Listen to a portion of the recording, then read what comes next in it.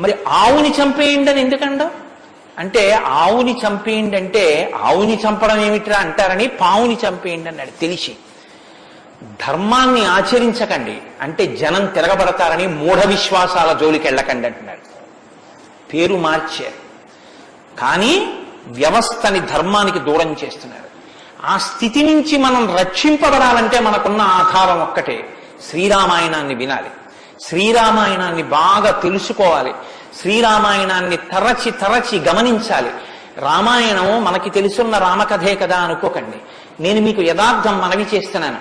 మీరు రామాయణాన్ని ఎన్ని మాటలు చదవండి, ఎన్ని మాటలు వినండి, మీకు రామాయణం కొత్త కోణంలో ప్రకాశిస్తుంది, రామాయణం కొత్త కోణంలో భాషిస్తుంది.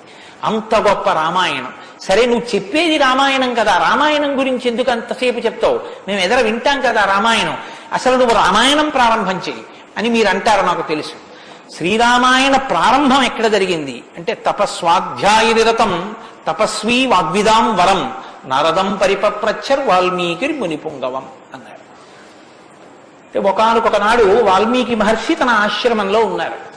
నారద మహర్షి వచ్చారు. నారద మహర్షి వస్తే వచ్చిన నారద మహర్షి ఎటువంటి వారో చెప్తున్నారు. మొదట ఏదో నారదుడు వచ్చారు, వాల్మీకి అడిగారు, అది కాదు ఆ శ్లోకం. మీరు ఆ శ్లోకాన్ని చాలా జాగ్రత్తగా గమనించాలి.